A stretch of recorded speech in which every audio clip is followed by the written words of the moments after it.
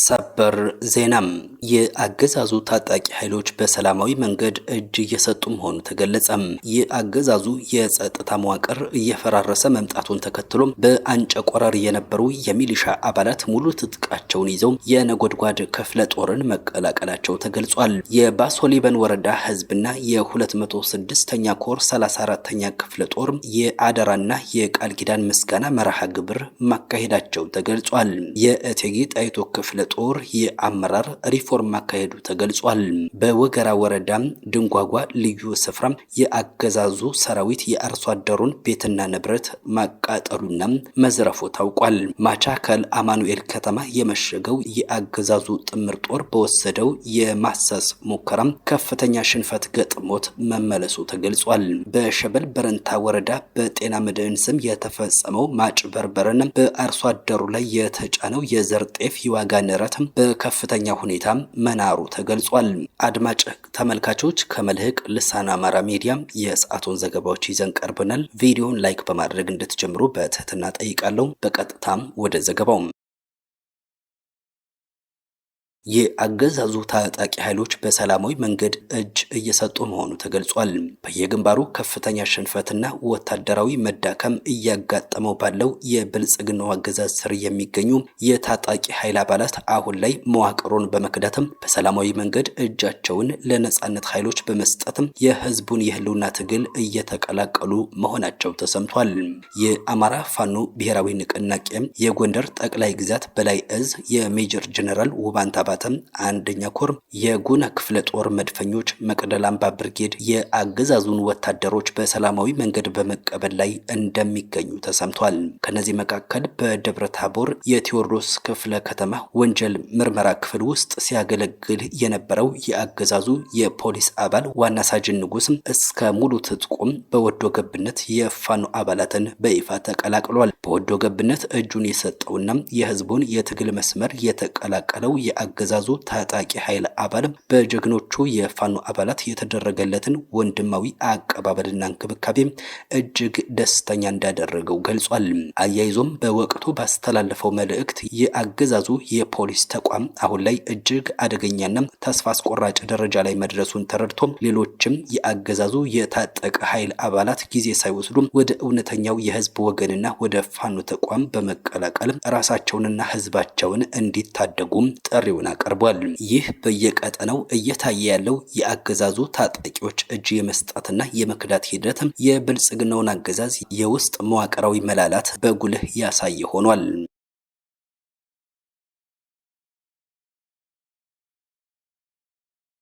ይህ በእንዲህ እንዳለም የአገዛዙ የጸጥታ መዋቅር እየፈራረሰ መምጣቱን ተከትሎ በአንጨቆረር የነበሩ የሚሊሻ አባላት ሙሉ ትጥቃቸውን ይዘው የነጎድጓድ ክፍለ ጦርን መቀላቀላቸው ታውቋል። ከአንጨቆረር ከተማ የመጡትና ቀደም ሲል ከብልጽግናው አገዛዝ አስተዳደር ጎን ተሰልፈው የነበሩ ሁለት የሚሊሻ አባላት ሙሉ ትጥቃቸውን ይዘው የአማራ ፋኖ ሸዋ ጠቅላይ ግዛት አሳምነው እዝ አጼ ዘርዓ ያዕቆብ አንደኛ ኮር ነጎድጓድ ክፍለ ጦርን በይፋ መቀላቀላቸው ተገልጿል።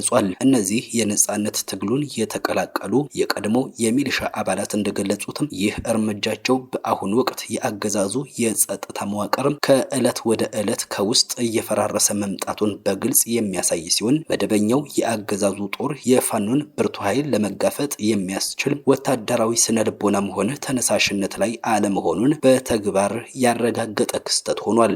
የብልጽግናው አገዛዝ ከ40 ሺህ በላይ የሚሊሻና የአድማ ብተና አባላትን ያለምንም መመዘኛም በቀጥታ ወደ አገዛዙ ሰራዊት በመቀየር አማራን በአማራ የማጋጨትና ህዝባዊ እልቂት የመፍጠር እኩይ እቅድ እንደነበረው የገለጹት የሚሊሻ አባላቱም ይሁን እንጂ ይህ ስልታዊ ሴራ በፋኖ ሰራዊት ጥንካሬና በህዝቡ ጽናት ምክንያት ሙሉ በሙሉ ሳይሳካ መቅረቱን አስረድተዋል። በመሆኑም የዚህ አጥፊ ፖሊሲ ሰለባና የታሪክ ተጠያቂ ላለመሆን ሲሉ የህዝብ እውነተኛ ጋሻና መከታ የሆነውን የፋኖ ሰራዊት በቁርጠኝነት ለመቀላቀል መወሰናቸውን በምስጋና መርሃ ግብሩ ላይ በይፋ አስታውቀዋል። የባሶ ሊበን ወረዳ ህዝብና የ206ኛ ኮር 34ኛ ክፍለ ጦር የአደራና የቃል ኪዳን ምስጋና መርሃ ግብር ማካሄዳቸው ተገልጿል። በህዝባዊ ንቅናቄ የተጀመረው የህልውና ትግል በቆራጥ ጀግኖች መስዋዕትነት ወደማይመለስበት የድል ግስጋሴ ማደጉና ለዚህም የባሶ ሊበን ወረዳ ህዝብ ዋነኛ ምስክር መሆኑ ተገልጿል። ይህ የተገለጸው የ206ኛ ኮር 34ኛ ክፍለ ጦር ከባሶ ሊበን ወረዳ ህዝብ ጋር ጋራ ባካሄደው ደማቅ የምስጋናና የቃል ኪዳን ማደሻ መርሃ ግብር ላይ ነው። በትግሉ የምስጋና መርሃ ግብር ላይ የክፍለ ጦሩ አመራሮች እንደገለጹትም ትግሉ መዳረሻውን ታላቅ ድል እስኪያደርግ ድረስ ህዝቡ እያበረከተ ያለው ሁለንተናዊ ድጋፍ ይበልጥ ተጠናክሮ መቀጠል ይኖርበታል ተብሏል። ክፍለ ጦሩም የህዝቡ ታማኝ ልጆች በመሆን የተጣለባቸውን ህዝባዊ አደራ በጽኑ ቃል ኪዳን ጠብቀው ለመጓዝ ዝግጁ መሆናቸውን አረጋግጠዋል።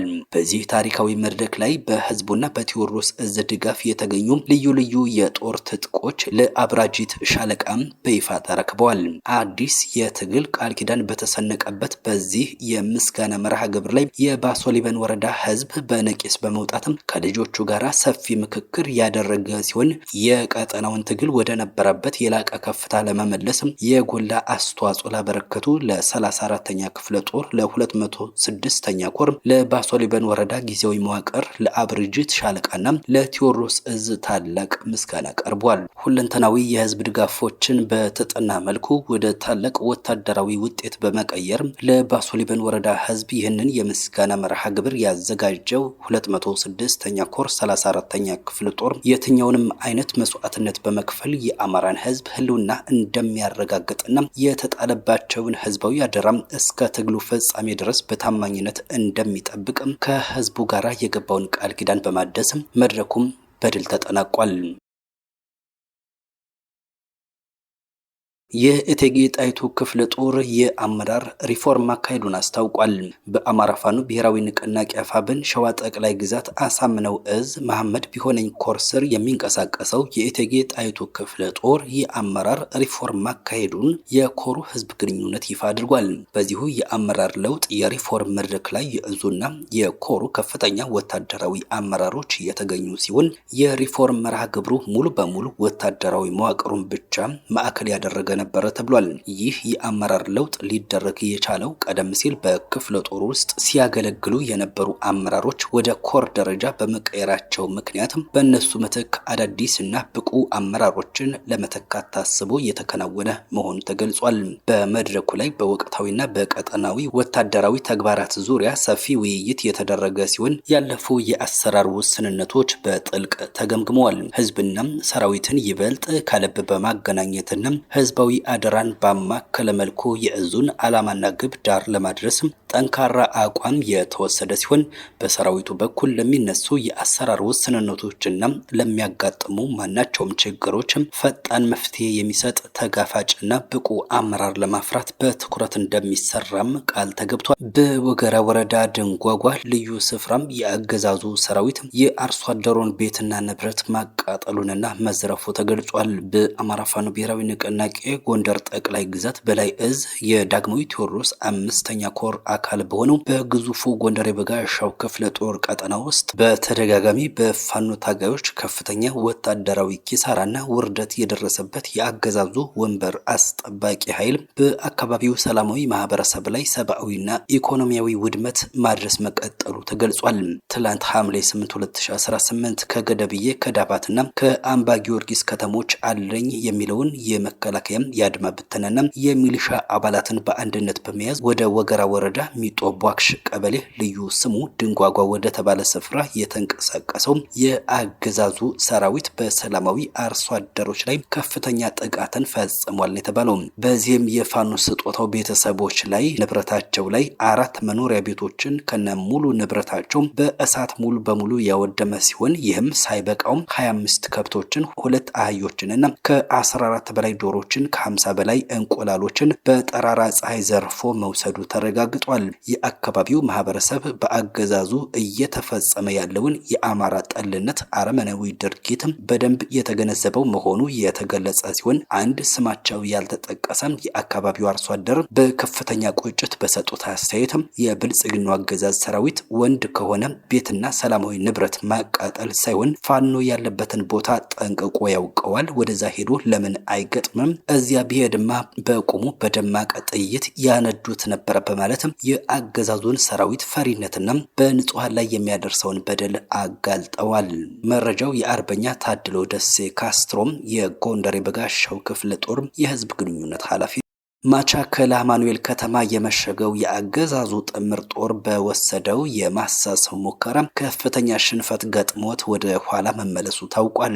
በማቻከል አማኑኤል ከተማ የመሸገውና በከባድ መሳሪያዎች በዙ 23 በመድፍና በብረት ለበስ ተሽከርካሪዎች የታገዘው የብልጽግናው አገዛዝ ጥምር ጦር ሐምሌ 7 2018 ከሌሊቱ 10 ሰዓት ጀምሮ የአማራ ፋኖ ብሔራዊ ንቅናቄ አፋብን ቴዎድሮስ እዝ 109ኛ ኮር 99ኛ ክፍለ ጦር ማቻከል በላይ ዘለቀ ሻለቃዎችን ለማፈን ያደረገው ሙከራ ሙሉ በሙሉ እንደከሸፈ ነው የታወቀው። የአገዛዙ ጦር ከሌሊቱ 10 ሰዓት ጀምሮ ወደ ማቻከል ደብረ ቀለሞ ከተሳካለት ደግሞ ወደ ማቻከል ደጋሰኝ ከተማ ጮቄ ተራራዎች ድረስ ወታደራዊ ፍተሻና አሰሳ ለማድረግ አቅዶ የተንቀሳቀሰ ቢሆንም በጀግናዎቹ የፋኖ አባላት የተደገሰለትን ጠንካራ የደፈጣ የምሽግ ውጊያ ለመጋፈጥ ተገዷል። ለተከታታይ 12 ሰዓት ያህል የቀጠለውና እጅግ አስገራሚ የነበረው ይህ አውደ ውጊያ ሙሉ በሙሉ በፋኖ የላቀ የበላይነት ተጠናቋል ነው የተባለው። ክቡራን አድማጭ ተመልካቾች የሰዓቱ መረጃዎቻችን የተከታተላችኋቸውን ይመስሉ ነበረ። እናመሰግናለን።